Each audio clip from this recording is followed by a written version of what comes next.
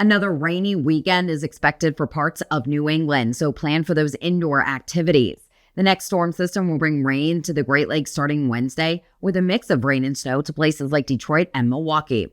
Rain spreads east Thursday with the heaviest rain falling across the mid-Atlantic on Friday. Rain and snow will continue to impact New England Saturday into Sunday. A widespread 1 to 2 inches will be possible from New York down to Philly, Baltimore, and D.C. So keep an eye out for flooding along the I-95 corridor on Friday. Unfortunately, temperatures won't be very spring-like, with highs dropping into the 40s for many.